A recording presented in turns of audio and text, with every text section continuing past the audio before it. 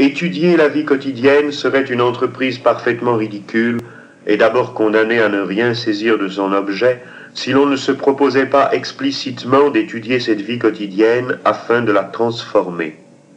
La conférence, l'exposé de certaines considérations intellectuelles devant un auditoire, comme forme extrêmement banale des relations humaines dans un assez large secteur de la société, relève elle-même de la critique de la vie quotidienne. Les sociologues, par exemple, n'ont que trop tendance à retirer de la vie quotidienne, à rejeter dans des sphères séparées, dites supérieures, ce qui leur arrive à tout moment. C'est l'habitude sous toutes ses formes, à commencer par l'habitude du maniement de quelques concepts professionnels, donc produits par la division du travail, qui masque ainsi la réalité derrière des conventions privilégiées. Il est alors souhaitable de faire voir, par un léger déplacement des formules courantes, que c'est ici même la vie quotidienne. Bien sûr, une diffusion de ces paroles par un magnétophone ne veut pas précisément illustrer l'intégration des techniques dans cette vie quotidienne marginale au monde technique, mais saisir la plus simple occasion de rompre avec les apparences de la pseudo-collaboration, du dialogue factice qui se trouvent institués entre le conférencier présent en personne et ses spectateurs. Cette légère rupture d'un confort peut servir à entraîner d'emblée dans le champ de la mise en question de la vie quotidienne, mise en question autrement tout abstraite, la conférence elle-même, comme tant d'autres dispositions de l'emploi du temps ou des objets, dispositions qui sont réputées normales, que l'on ne voit même pas et qui finalement nous conditionnent. À propos d'un tel détail, comme à propos de l'ensemble même de la vie quotidienne, la modification est toujours la condition nécessaire et suffisante pour faire apparaître expérimentalement l'objet de notre étude, qui à défaut resterait douteux. Objet qui est lui-même moins à étudier qu'à modifier. Je viens de dire que la réalité d'un ensemble observable, qui serait désigné par le terme vie quotidienne, risque de demeurer hypothétique pour beaucoup de gens.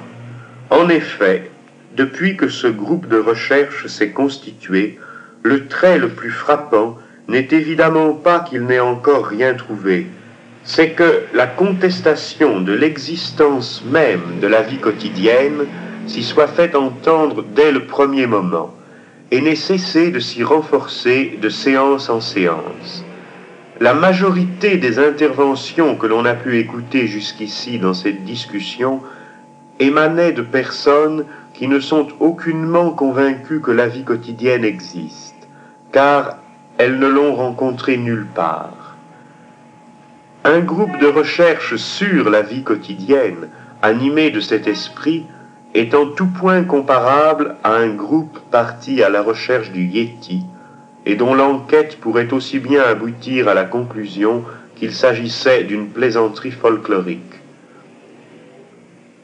Tout le monde convient pourtant que certains gestes répétés chaque jour, comme ouvrir des portes ou remplir des verres, sont tout à fait réels, mais ces gestes se trouvent à un niveau si trivial de la réalité que l'on conteste à juste titre qu'ils puissent être assez intéressants pour justifier une nouvelle spécialisation de la recherche sociologique. Et un certain nombre de sociologues semblent peu enclins à imaginer d'autres aspects de la vie quotidienne à partir de la définition qu'en a proposée Henri Lefebvre, c'est-à-dire ce qui reste quand on a extrait du vécu toutes les activités spécialisées. Ici, on découvre que la plupart des sociologues, et on sait combien ils se trouvent alors à faire dans les activités spécialisées justement, et comme ils leur vouent d'habitude une aveugle croyance, que la plupart des sociologues donc reconnaît des activités spécialisées partout, et la vie quotidienne nulle part. La vie quotidienne est toujours ailleurs, chez les autres. En tout cas, dans les classes non sociologistes de la population.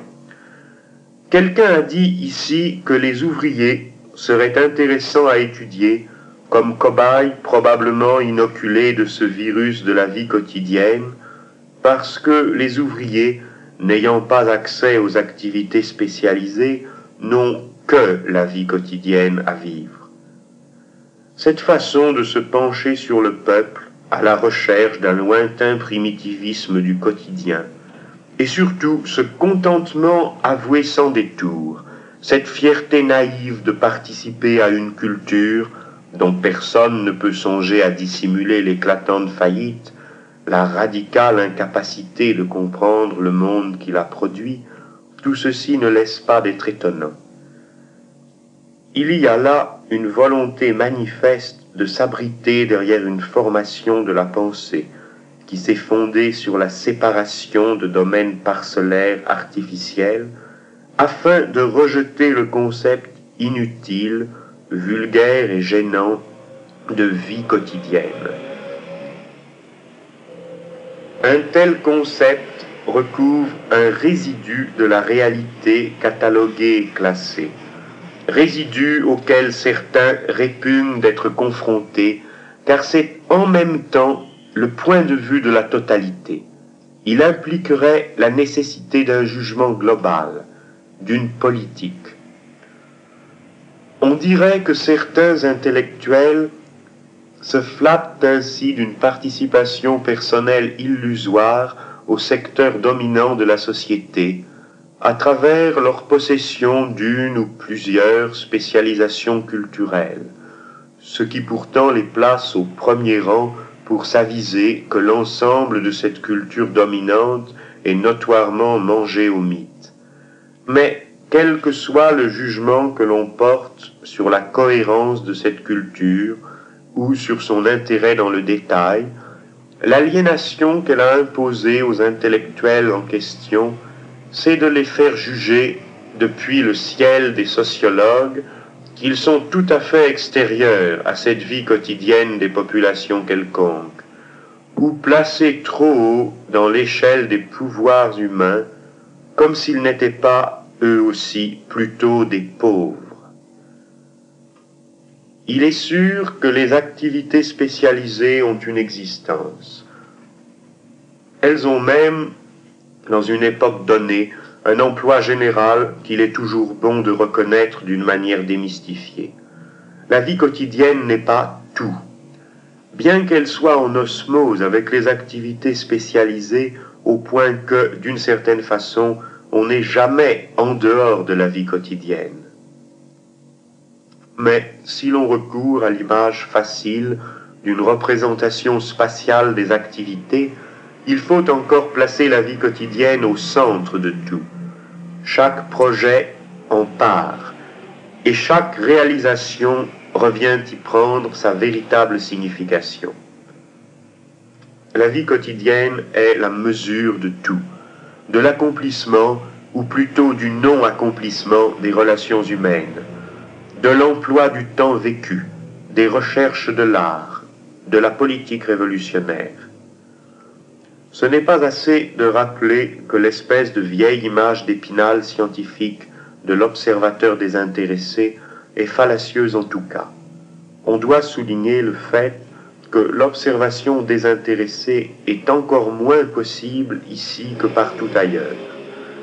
Ce qui fait la difficulté de la reconnaissance même d'un terrain de la vie quotidienne, ce n'est pas seulement qu'il serait déjà le terrain de rencontre d'une sociologie empirique et d'une élaboration conceptuelle. C'est aussi qu'il se trouve être, en ce moment, l'enjeu de tout renouvellement révolutionnaire de la culture et de la politique. La vie quotidienne non critiquée, cela signifie maintenant la prolongation des formes actuelles, profondément dégradées de la culture et de la politique, formes dont la crise extrêmement avancée, surtout dans les pays les plus modernes, se traduit par une dépolitisation et un néo-analphabétisme généralisé. En revanche, la critique radicale et en acte de la vie quotidienne donnée peut conduire à un dépassement de la culture et de la politique au sens traditionnel, c'est-à-dire à un niveau supérieur d'intervention sur la vie. Mais, dira-t-on, cette vie quotidienne, qui d'après moi est la seule réelle, comment se fait-il que son importance soit si complètement et si immédiatement dépréciée par des gens qui n'ont, après tout, aucun intérêt direct à le faire, et dont beaucoup, sans doute, sont même loin d'être ennemis d'un renouveau quelconque du mouvement révolutionnaire?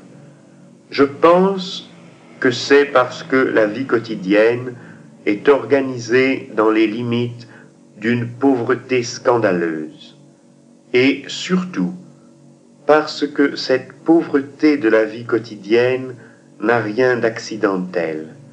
C'est une pauvreté qui lui est imposée à tout instant par la contrainte et par la violence d'une société divisée en classes.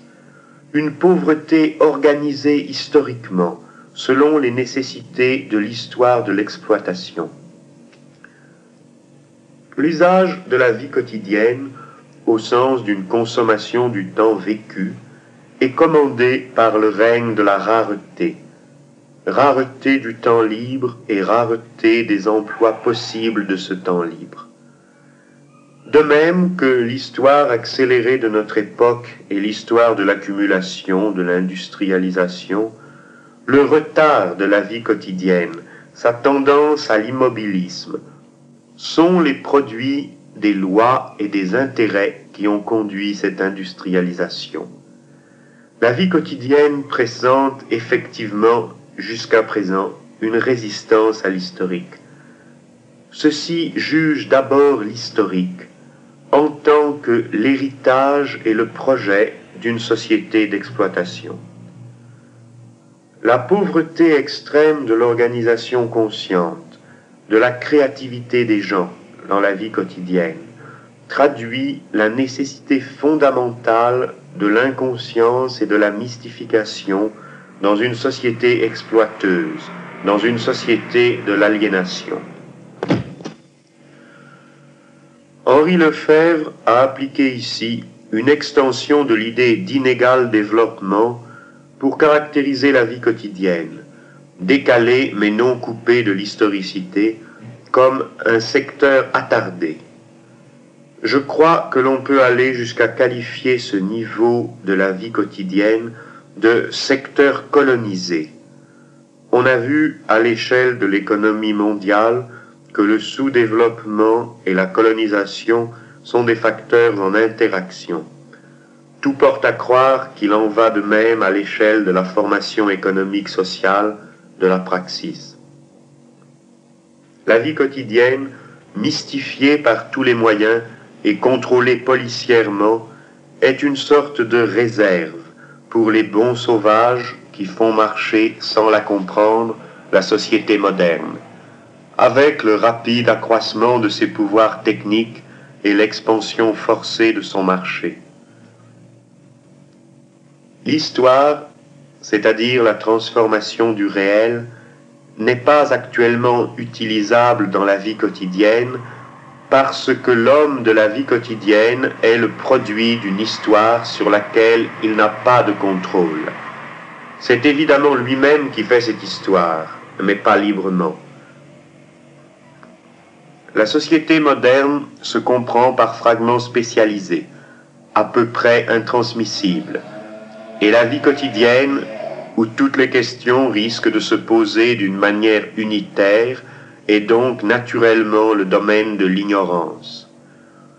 Cette société, à travers sa production industrielle, a vidé de tout sens les gestes du travail, et aucun modèle de conduite humaine n'a gardé une véritable actualité dans le quotidien.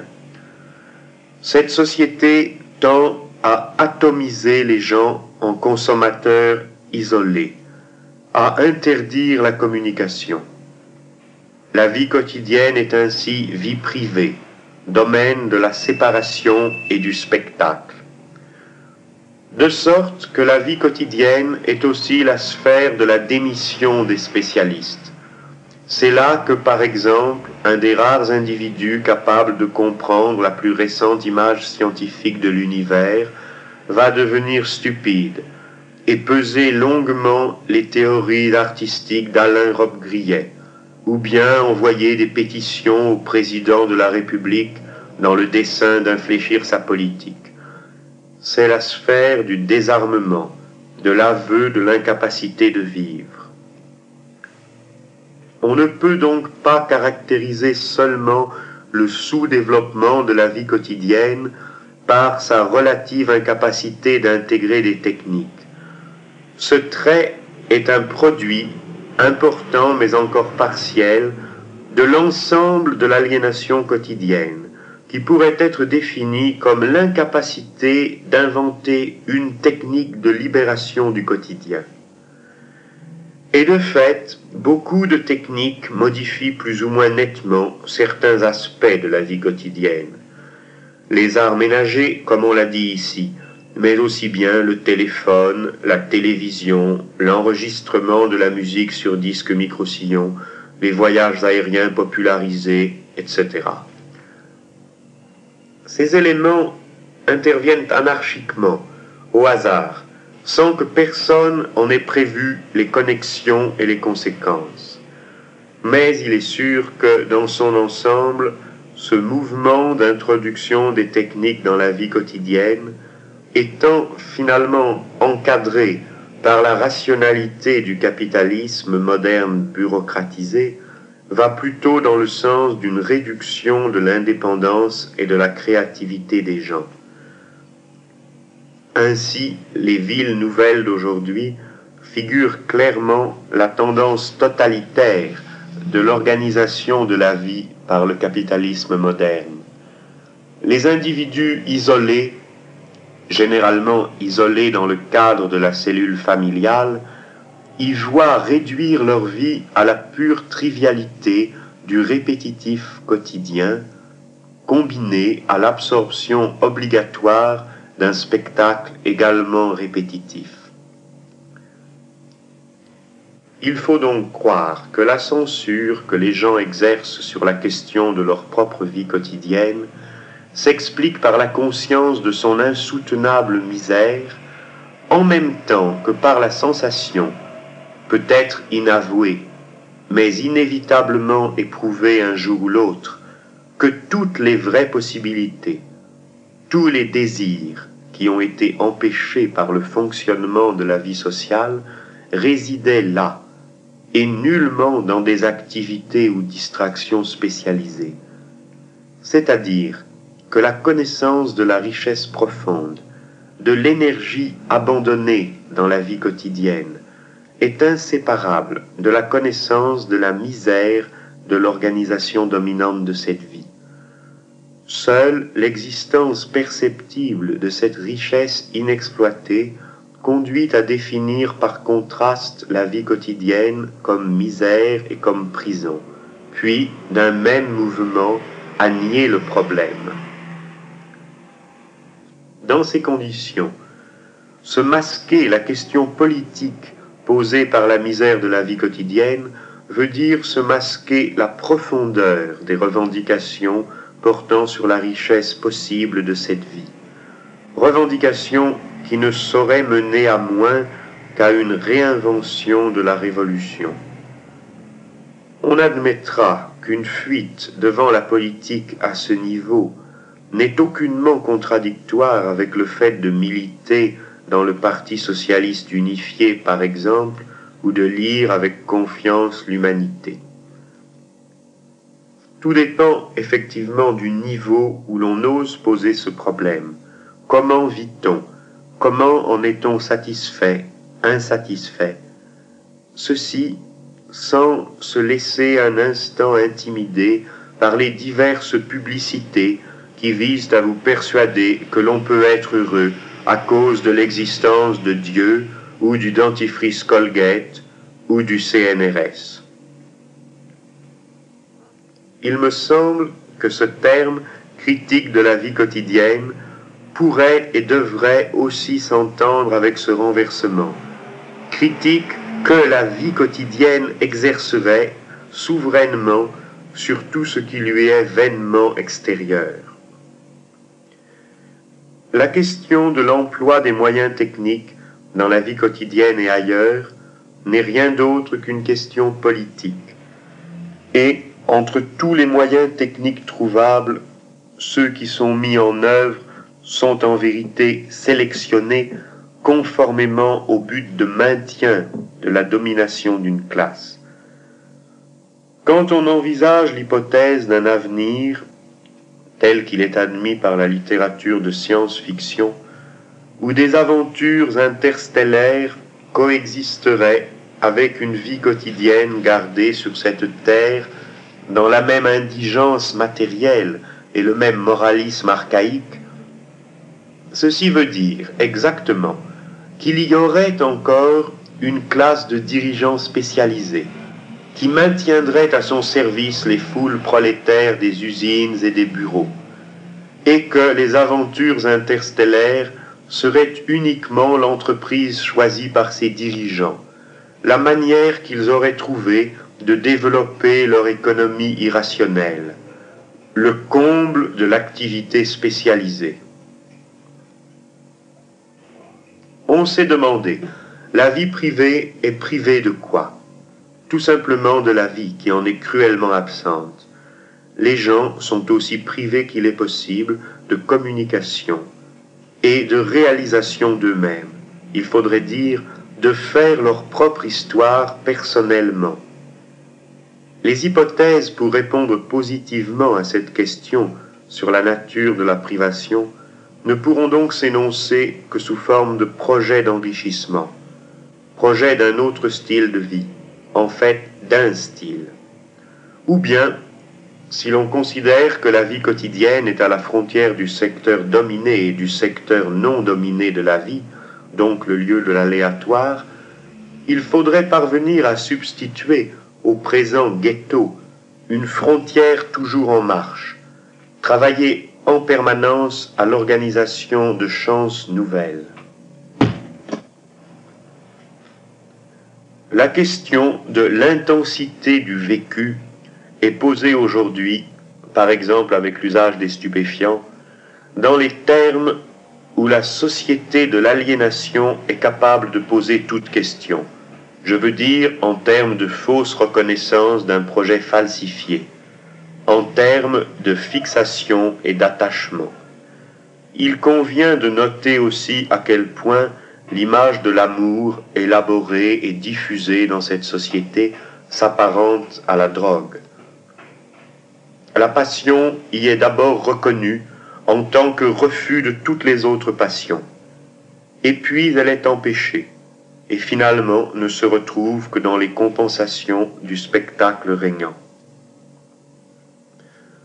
La Rochefoucauld a écrit « Ce qui nous empêche souvent de nous abandonner à un seul vice est que nous en avons plusieurs. » Voilà une constatation très positive si, en rejetant les présuppositions moralistes, on la remet sur ses pieds, comme base d'un programme de réalisation des capacités humaines. Tous ces problèmes sont à l'ordre du jour parce que, visiblement, notre temps est dominé par l'apparition du projet, porté par la classe ouvrière, d'abolir toute société de classe et de commencer l'histoire humaine, et donc dominé corollairement par la résistance acharnée à ce projet, les détournements et les échecs jusqu'ici de ce projet. La crise actuelle de la vie quotidienne s'inscrit dans les nouvelles formes de la crise du capitalisme, formes qui restent inaperçues de ceux qui s'obstinent à supputer l'échéance classique des prochaines crises cycliques de l'économie. La disparition de toutes les anciennes valeurs, de toutes les références de la communication ancienne dans le capitalisme développé, et l'impossibilité de les remplacer par d'autres, quelles qu'elles soient, avant d'avoir dominé rationnellement dans la vie quotidienne et partout ailleurs, les forces industrielles nouvelles qui nous échappent de plus en plus, ces faits produisent non seulement l'insatisfaction quasi officielle de notre époque, insatisfaction particulièrement aiguë dans la jeunesse, mais encore le mouvement d'auto-négation de l'art. L'activité artistique avait toujours été seule à rendre compte des problèmes clandestins de la vie quotidienne, quoique d'une manière voilée, déformée, partiellement illusoire. Il existe, sous nos yeux, le témoignage d'une destruction de toute l'expression artistique. C'est l'art moderne. Si l'on considère dans toute son étendue la crise de la société contemporaine, je ne crois pas qu'il soit possible de regarder encore les loisirs comme une négation du quotidien. On a admis ici qu'il fallait étudier le temps perdu, mais voyons le mouvement récent de cette idée de temps perdu. Pour le capitalisme classique, le temps perdu est ce qui est extérieur à la production, à l'accumulation, à l'épargne. La morale laïque, enseignée dans les écoles de la bourgeoisie, a implanté cette règle de vie. Mais il se trouve que le capitalisme moderne, par une ruse inattendue, a besoin d'augmenter la consommation, d'élever le niveau de vie, si l'on veut bien se rappeler que cette expression est rigoureusement dépourvue de sens.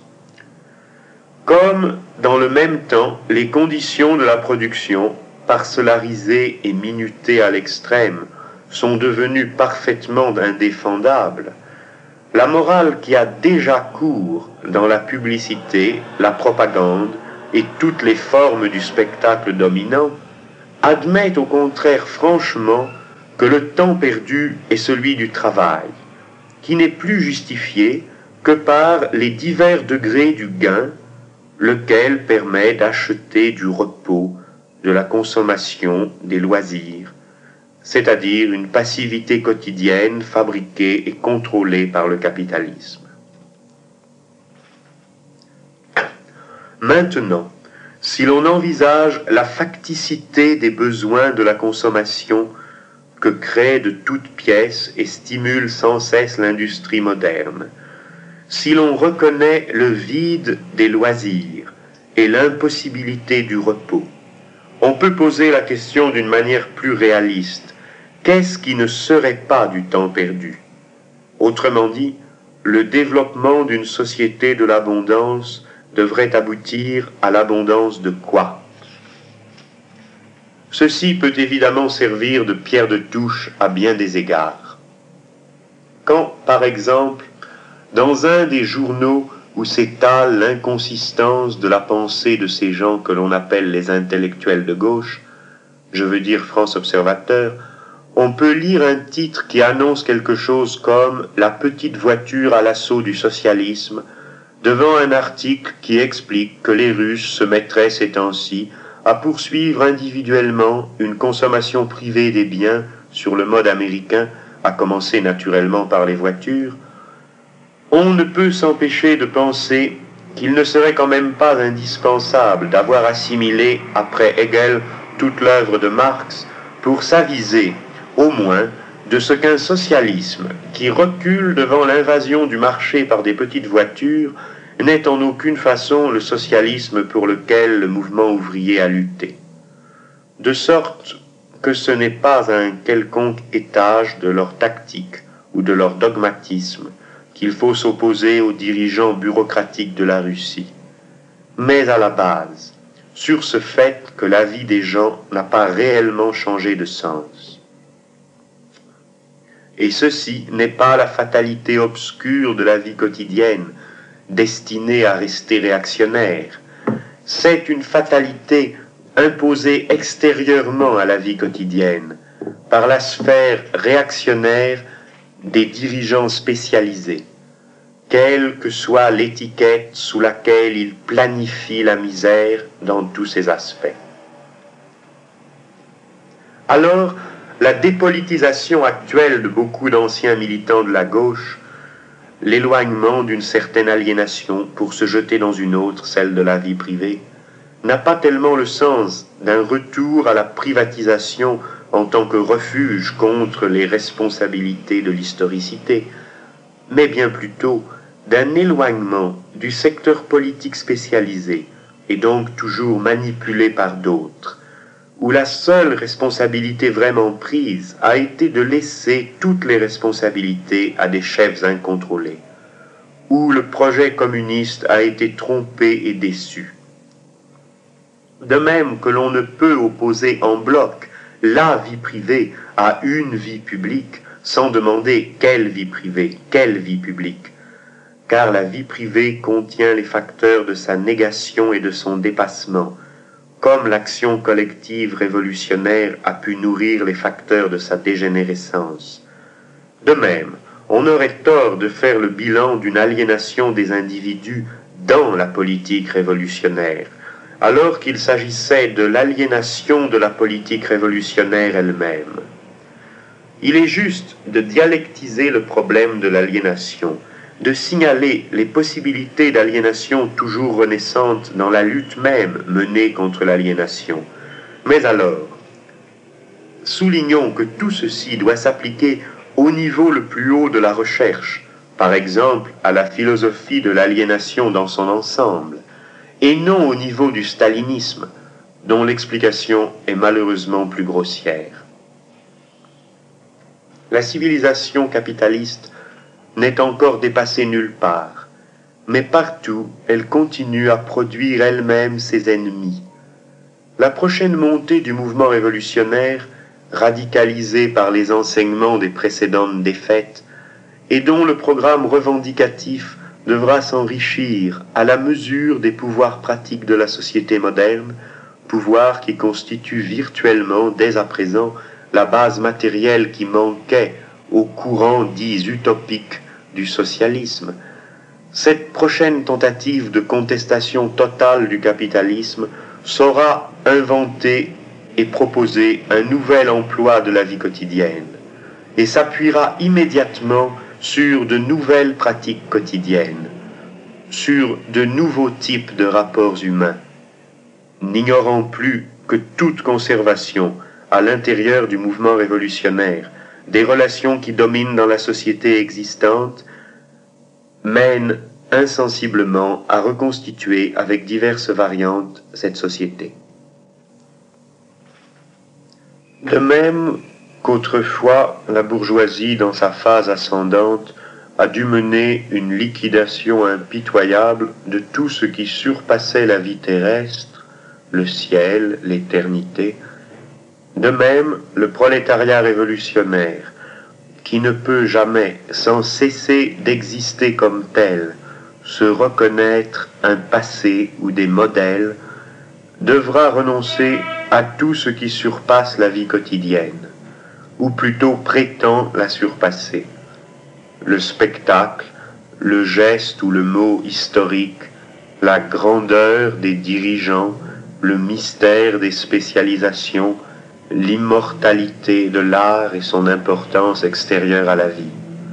Ce qui revient à dire renoncer à tous les sous-produits de l'éternité qui ont survécu comme armes du monde des dirigeants. La révolution dans la vie quotidienne, brisant son actuelle résistance à l'historique et à toutes sortes de changements, créera des conditions telles que le présent y domine le passé, et que la part de la créativité l'emporte toujours sur la part répétitive. Il faut donc s'attendre à ce que le côté de la vie quotidienne qu'expriment les concepts de l'ambiguïté, malentendus, compromis ou mésusage, perde beaucoup d'importance au profit de leur contraire, le choix conscient ou le pari. L'actuelle mise en question artistique du langage, contemporaine de cette métalangue des machines, qui n'est autre que le langage bureaucratisé de la bureaucratie au pouvoir, sera alors dépassée par des formes supérieures de communication. La notion présente de texte social déchiffrable devra aboutir à de nouveaux procédés d'écriture de ce texte social, dans la direction de ce que recherchent à présent mes camarades situationnistes, avec l'urbanisme unitaire et l'ébauche d'un comportement expérimental. La production centrale d'un travail industriel entièrement reconverti sera l'aménagement de nouvelles configurations de la vie quotidienne, la création libre d'événements. La critique et la recréation perpétuelle de la totalité de la vie quotidienne, avant d'être faites naturellement par tous les hommes, doivent être entreprises dans les conditions de l'oppression présente et pour ruiner ces conditions. Ce n'est pas un mouvement culturel d'avant-garde, même ayant des sympathies révolutionnaires, qui peut accomplir cela. Ce n'est pas non plus un parti révolutionnaire sur le modèle traditionnel, même s'il accorde une grande place à la critique de la culture, en entendant par ce terme l'ensemble des instruments artistiques ou conceptuels par lesquels une société s'explique à elle-même et se montre des buts de vie. Cette culture, comme cette politique, sont usées. Ce n'est pas sans motif que la plupart des gens s'en désintéressent. La transformation révolutionnaire de la vie quotidienne, qui n'est pas réservée à un vague avenir, mais placée immédiatement devant nous par le développement du capitalisme et ses insupportables exigences, l'autre terme de l'alternative étant le renforcement de l'esclavage moderne, cette transformation marquera la fin de toute expression artistique unilatérale et stockée sous forme de marchandises, en même temps que la fin de toute politique spécialisée. Ceci va être la tâche d'une organisation révolutionnaire d'un type nouveau dès sa formation.